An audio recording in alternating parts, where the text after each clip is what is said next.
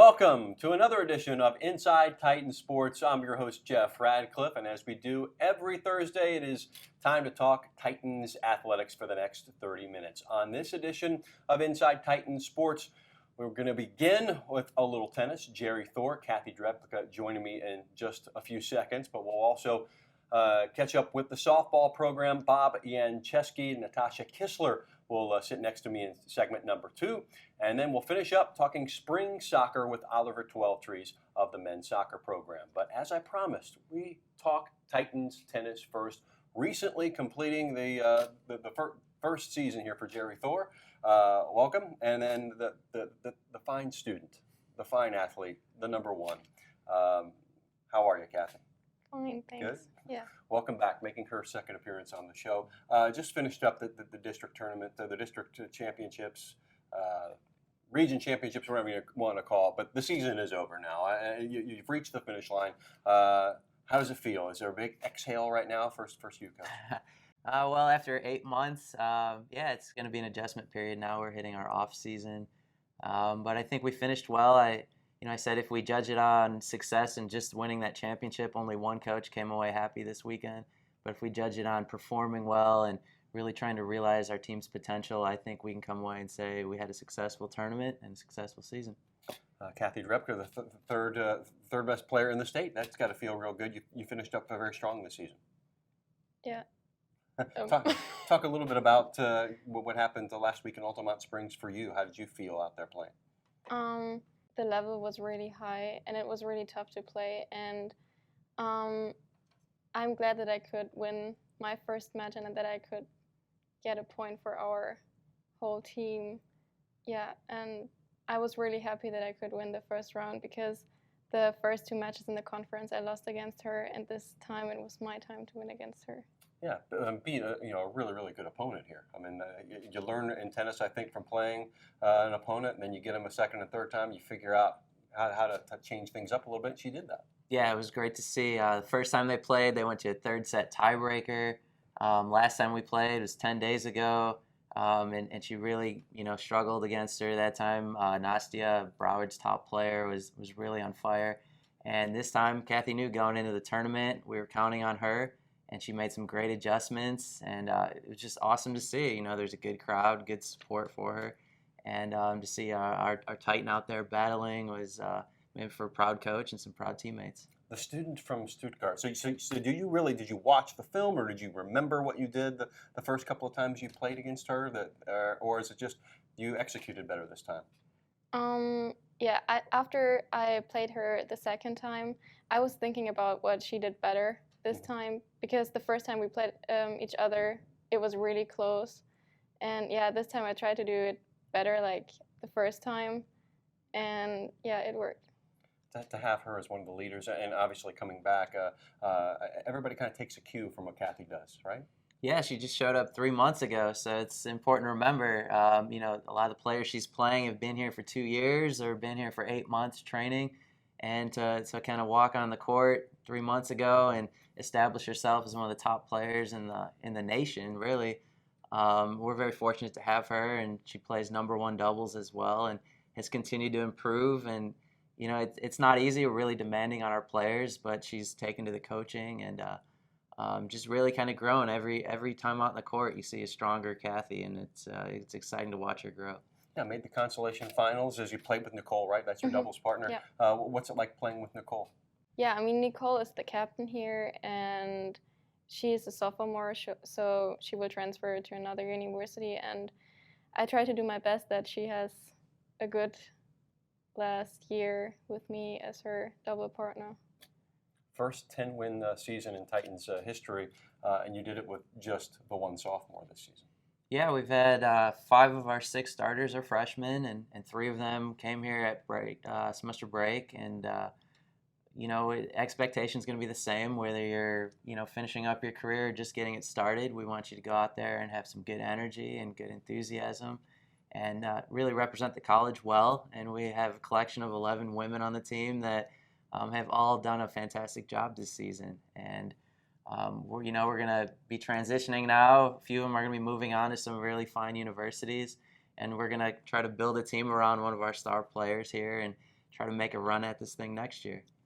Do you get to exhale a little bit that, okay, the season's over, you can concentrate on your studies in business administration right now, or are you already thinking, are the wheels turning in your mind about next year? Yeah, I'm also thinking about next year, but now when the season is over, I really want to focus on my academic stuff, that I finish the semester. Well, yeah.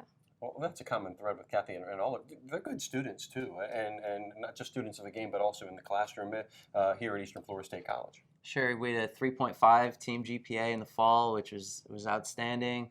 That's what we expect, and academic support here is terrific.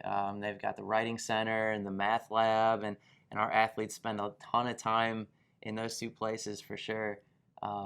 So this is a time really to focus on finals week coming up, and just try to finish semester strong with good grades. And that's the other half of our goals is academic focused.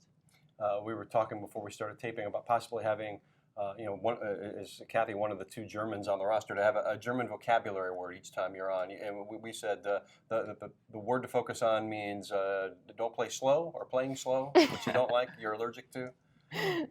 Yeah, that's a word I'm saying to myself when I'm playing, when I'm not moving, when I'm super slow, and it's a word my coach is telling me when I'm super slow, like my coach in Germany. Okay. And it's lahmes Stück.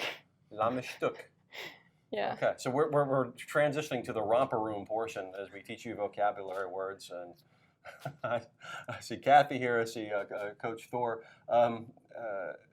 Going forward for you now you got to incorporate the guys that come in here as you take over that program here. We talked a little bit about that in previous editions. There is no time off for you, even though the season's over. No, it's funny. I told my wife, she said, "Hey, why don't you take a few days off before you go into the office?" And I told her 362, and she said, "What's that?" I said, "That's when the region tournament is next year. 362 days away." Wow. So. We have to be prepared for that. There's a few top recruiting showcases where we're going to go out and try to, do a good job with talent identification, and, players come visit our campus, and all it takes is seeing our new courts or some of the new facilities around campus to see this is, a place where they can come and be successful, and trying to win the recruiting battles. It's going to be an important summer for us, really building our teams, and really look forward to it. Jerry Thor, Kathy Drebka, congratulations on a really remarkable season as this program continues to build, and we'll see you this fall. Thanks. Thank you, guys. That's the end of the first segment. When we come back, we talk softball on Inside Titan Sports. That is next. Eastern Florida State College. This is where you discover new opportunities, where you pursue your dreams, and careers take flight. Apply now for new bachelor and associate degree programs in business, healthcare, computer technology, and other growing fields. Eastern Florida, where Titans rise. Apply today. Welcome back to Inside Titan Sports. I'm Jeff Radcliffe. Segment 2 set to get underway as we talk Titans softballs. We have assistant coach Bob Yancheski and sophomore shortstop Natasha Kistler. Welcome, your first time on the show. Great to have you. Thank you. Welcome. The leadoff hitter for the Titans as well. Let's talk about the current run. We say sometimes in soccer the run of form might not be up to your liking, but here you are. You're in control of your own destiny as far as making the playoffs, and a lot of big games, of course, coming up down the stretch. The big games coming up right now is the game coming up on Friday against Broward. Broward is one that could, give us a little bit of run. We've got to go out and do our job and hold our position, our second position in that conference. Going into the state tournament, we definitely want to be second. We've worked hard enough for it to hold it, and that's one thing we really want to do is finish strong with that conference doubleheader win down at Broward on Friday. Natasha, you guys recently just finished up the home schedule. Now it's on the road. So are there any nerves or anything that you don't like? It's kind of unsavory not being at home and have to go on the road to finish this off. No, I think it's kind of weird. I feel better playing away sometimes because, I want to go in there and beat them at their home field. Nice. But also, when we're home, it's like you get to protect your territory, so. Talk a little bit about Natasha, who's really been tearing it up, at the plate. Obviously, she's one of the generals in the infield at the shortstop position, but 349 batting average. We were talking about 405, and the big, game-winning home run. Well, Natasha was out for 10 games. We lost her in the middle of the season with a hamstring pull. When we lost Natasha, we also lost our second baseman that filled in for Natasha on the evening. She went out with a concussion. Then we lost our third baseman with a slide into third, and she broke her toe. So, you're talking 3/4 of our infield went out, and we just couldn't wait for them to get back. So when Tasha come back, she's hot as a firecracker right now. I mean, she's moved that average up to the 349, 405 on base average.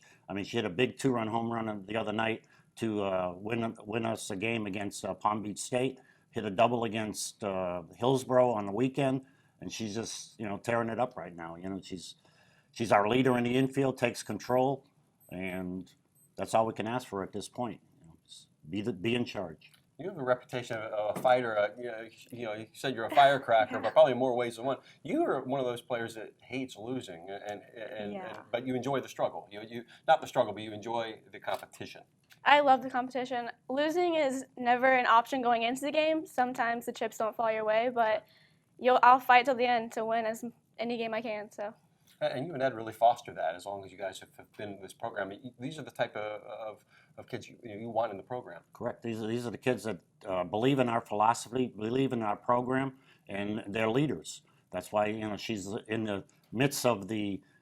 Actually, we brought Natasha in to play center field, which is another big position on the field. But when we had a couple people go down, we asked Tasha to come in and play shortstop, and she picked up like it was never missed a beat, like she was our shortstop from day one. And she's been there ever since, and hopefully she's going to be there the rest of the way. There's that saying in baseball, softball, the 5-tool player. Versatility, a very, very big thing, especially when you're a player that really, really wants to help the team and be a leader. Definitely. It was a surprise, like being told that I was going to play shortstop, but once I got the text message from Coach, I knew I had to do my job and keep the team able to win the season. So if that's playing shortstop, then that's what I have to do. She's a sophomore, and talk about her leadership abilities. As you do have the freshmen, and then of course the new crop, coming up. It's always tough to replace, a player like Natasha too. Well, it's not that she's got to guide anybody because we've got 9 of the sophomores with her. It's just a matter of making sure that the sophomores stay on the same page. They stay with the same philosophies. They stay with the same program that we put there and set forward for them. They also guide the freshmen on the field to let them know, this is what needs to be done, how it's going to be done, and whether if it's not me, myself, a coach or Tosh, it may be Taylor, it could be anybody else that's a sophomore leader out there to guide this program. This is a program that's made it to the state tournament like 11 straight years. Was that the main attractor? Definitely seeing that they've gone to states that many times, it's definitely good to go to a team that has that good reputation, but once I came on my visit, seeing the facilities, the coaches, and how much, academically they really care and push you, that's definitely what brought me here. Coming here, I got my academics up more than I ever thought I would. I'm a whole new student, and I really appreciate it. And Bob, talking with you and Coach Yanis, this is a program that really sells itself as far as the location, but the quality of the education you get as well. Well, that's the good thing about it. When we walk them around the school and show them what the school has to offer them academically, we show them everything: the learning lab, the math labs, the help, the tutors, computers on campus. We've got everything for them. We try to tell them, you're not coming in here to fail, you're coming in here to graduate. We got you for 2 years, but sorry, we have to get you out in 2 years too. The doubleheader at Broward coming up on the road, of course. You don't have any chance to see them at home anymore, unfortunately, but that's coming up Friday and a couple of non-conference games afterwards. Going down the stretch here, the time is winding short at Eastern Florida. What do you have on the horizon for you personally and academically, and maybe even continuing to play? What are you looking to do? I'm definitely going to go back to Jacksonville. I want to be back around my family, my friends. I might have a chance to play at JU or UNF, but if I don't, then I'm going to go to school at UNF. Talk about the keys down the stretch. Is there anything you guys do differently, or stay the course, or just maybe get that one extra run, that key hit, a couple of extra strikeouts along the way? What has to be done here in the last? Well, right now, that's what we're looking for, to get that key hit. In the last week or so, we've been lacking that big hit. We're leaving too many runners on base, which, if you start leaving runners on base, you're going to come up that 1 run short every game. Those 4-3s, the 6-5s, the 8-7s, yeah, they look good on the paper, but we know how many we've left on base, and it could have been, instead of a run game, it could have been a 5 or 6 run game for us. To stay the course, the last week games are non-conference games, but they're games that keep us sharp going into the state tournament. Otherwise, we'd be done on Friday, and we'd be sitting on our hands for 2 weeks. We really don't need to be sitting on our hands for 2 weeks. We just need to keep the philosophy going, the hitting going, and everything going in the right direction for that state tournament coming at the end of April. If you talk with Coach Janciski for just a few minutes, you gather really quick. A huge Red Sox fan from Worcester, Massachusetts. Tell me, Natasha, a little bit about Coach Janciski. How is he as a coach?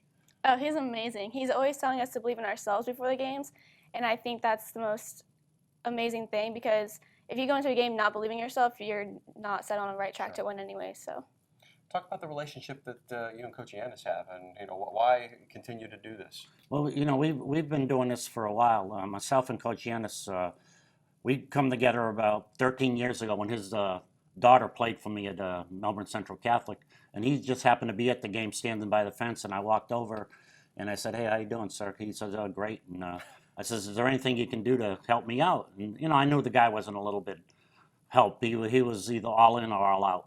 So once I got him on this side of the fence, it's been that way for 16 years now. We've not only been coaches on and off the field, but we are good friends too. Bob, Natasha, thank you so much for your time, and best of luck here down the stretch. Know you guys are going to bring it home, and back to states, we will see the Titans for sure once again. Thank you. thank you. When we come back, our final segment, Oliver 12trees will come in. We'll talk a little spring soccer, maybe a couple of other things. Maybe his color analyst debut, perhaps. That could be on the docket when we wrap up the show next here on Inside Titan Sports.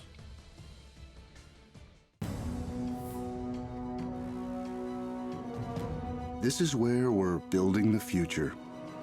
This is where we meet the challenge, where leaders emerge and careers take flight.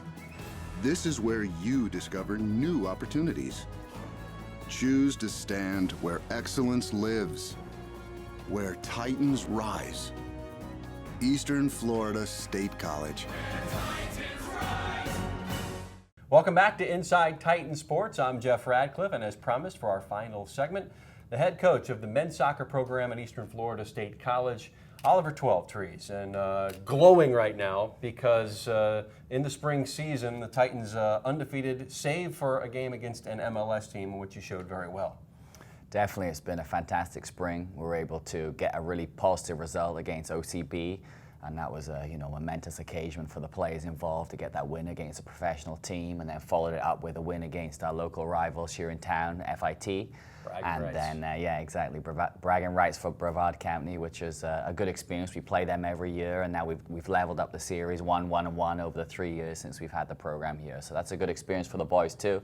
And then we followed that up again on Friday night with a win over the prestigious Montverde Academy, their first team that produced many professional players and are probably the most highly recruited academy team across the nation for Division I program. So that was a good result there for the Titans as well. And you were saying they actually beat an MLS team, that particular side that you have now taken care of. Correct. They beat the Red Bulls. So they beat the Red Bulls when they were down here for their preseason around the same time we were playing against Orlando City MLS team. They were playing against the Red Bulls, and they managed to get a result there 1-0. So they're certainly a talented team with some tremendously exciting young players that from all over the world that are going to go on and play at Division I and professional level. Yeah, again, not Red Bulls 2. Red Bulls, the supporter shields from Major League Soccer, the team with the best record a year ago. Talk about the spring season as it compares to the fall season, as you just wrapped up your third full season here in charge, coming off of a Final Four appearance. What are the goals? Because college soccer, just because, and there's a lot of arguments as far as the development with U.S. soccer and blah, blah, blah. We can do a whole nother show on that. But to kind of keep these guys fit and ready for the fall, because it is kind of a tight, compact schedule once you get to the fall. Exactly. The spring season always has its challenges in college soccer, and that's why there is a lot of proposals to change the college system to make it a two-semester sport. But our spring, our location, being able to play year-round with the weather really gives us an advantage. And being able to go right away when we come back from Christmas into our spring training has enabled us to get the players fit, to put them in a situation playing against the best junior college schedule in the country for a spring sport, and we've benefited for it. And the spring is more about the individual players and the team's development more than the results. Obviously, it's nice to get the results, and it's nice to be able to, put on social media that we, took care of a professional team. But really, the most important thing is the players and the team growing for the fall season. And moving some of those players on. A lot of sophomores that will become juniors and seniors at the next level. Of course, Micah Smoke, who we've mentioned before, local guy out of Melbourne High School. He is committed to play at North Florida. Wilfred Williams is going to go up to Michigan and play at Oakland. That's one of the stated goals of the program. Let's win games, win championships and such, but also for the betterment, the development of the players academically and athletically.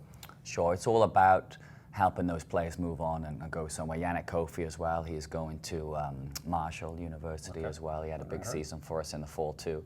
But really what our focus is really three things. It's the developing players to move them on to the Division I or the professional level to win championships, and then for them to perform academically and graduate. So those are the things we really try and focus on as a program, and if you're willing to buy into those three things and be successful, you're going to have a great experience at Eastern Florida.